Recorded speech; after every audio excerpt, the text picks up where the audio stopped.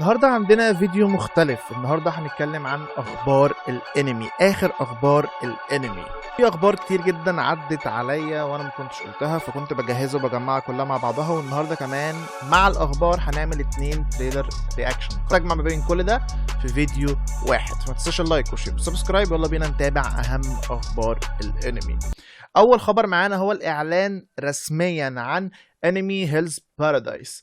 هينزل ليه سيزون 2، موسم تاني من الانمي اللي عجب ناس كتير جدا، وانا شخصيا شفت منه اول كام حلقة وبعد كده عملت له دروب وبفكر ارجع له تاني.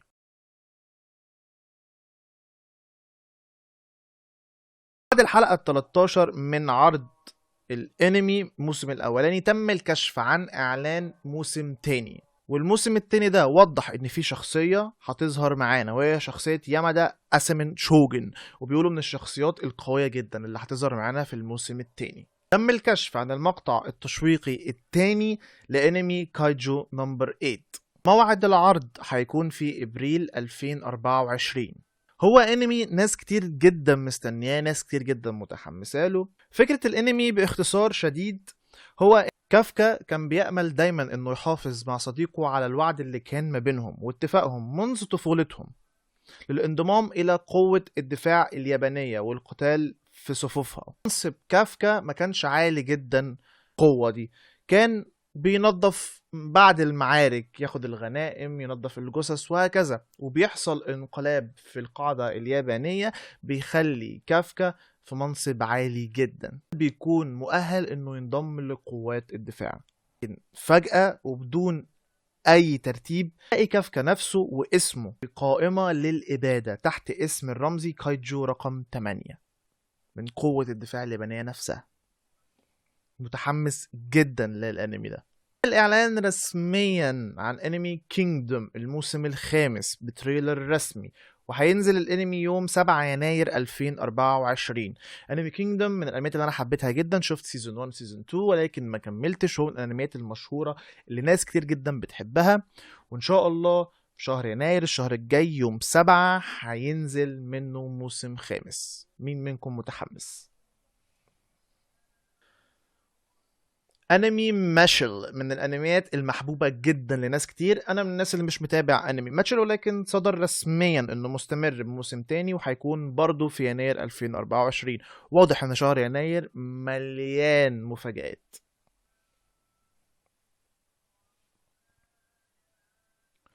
تم الاعلان رسميا عن موسم جديد من انمي كيميتسو نو يايبا ديمون سلاير، من الانميات اللي انا بحبها جدا. انمي متابعه جدا، انمي بعزه بشكل مش طبيعي وبستناه. الرسمي ده انه الموسم الجديد ده هيقتبس حدث معين، وهو حدث تدريب الهشرة، وبالتحديد هيكون تدريب تانجيرو تحت ايد هشرة الصخر اللي كلنا كنا معجبين بيه من غير ما نشوف منه اي حاجة، هيميجا جيومي. اتمنى ما تكونش السلسلة مستمرة بالشكل ده ونشوف قوة هشرة الصخر المهيبة. لكن المشكلة انه لم يكشف بعد عن موعد الاصدار رسميا وبالتحديد، ولكن عرفنا ان الارك الجاي خاص بمين.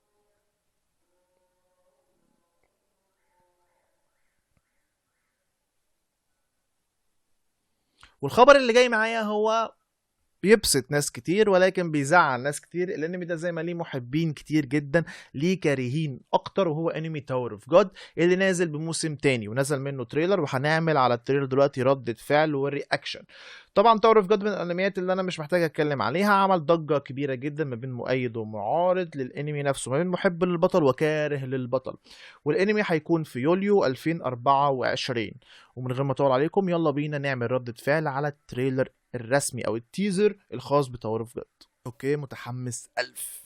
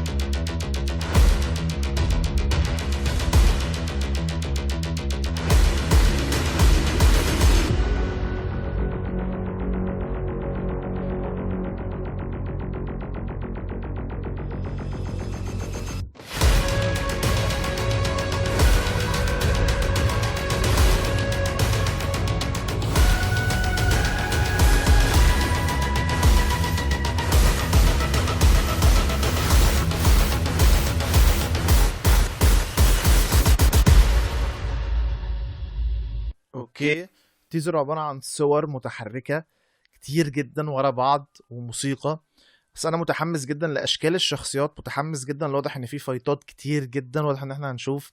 انا حبيت تاور اوف جاد، ما حبيتوش قوي قوي قوي يعني، بس اللي هو ايه، تمام، ما كانش سيء جدا بالنسبه لي، كملته لاخره ومستني سيزون 2 وهتفرج عليه. والتيزر ما وضح لناش حاجات كتير، ولكن شفنا اشكال شخصيات حلوه، اشكال شخصيات فخمه، ومستني اشوف راهيل، مستني اشوف ايه اللي هيتعمل مع راهيل دي. اخر خبر معايا وهو من الاخبار اللي انا حبيتها جدا، لان انا بحب الانمي ده وبحب اللعبه نفسها، وهو انمي بلو لوك اللي هينزل ب ابيسود ناجي. هو فيلم وهيكون في 19 ابريل. كان نفسي يكون سيزون كامل، ولكن فيلم مش هعترض بصراحة. كلنا عارفين بلو لوك انمي الكورة، وهنعمل ردة فعلنا على التريلر الرسمي بتاع الفيلم سوا. من غير ما اطول عليكم، يلا بينا. اول خليني اقول لكم ان ناجي من الشخصيات اللي كانت رهيبة جدا، شخصية ممتعة، شخصية بتخطف النظر كده، وان هم يعملوا فيلم كامل عن ناجي تعرف ان هو شخصية مهمة جدا. خلونا نشوف التريلر. 今最も熱く最もイカれたサッカーアニメついに映画化。みんななんで頑張るんだろう。将来の夢とかめんどくさ。すげえなお前。俺とサッカーやろう。ナギ、お前の才能を俺にくれ。めんどくさい。お前は俺と世界一にならなきゃいけない。そういう運命だ。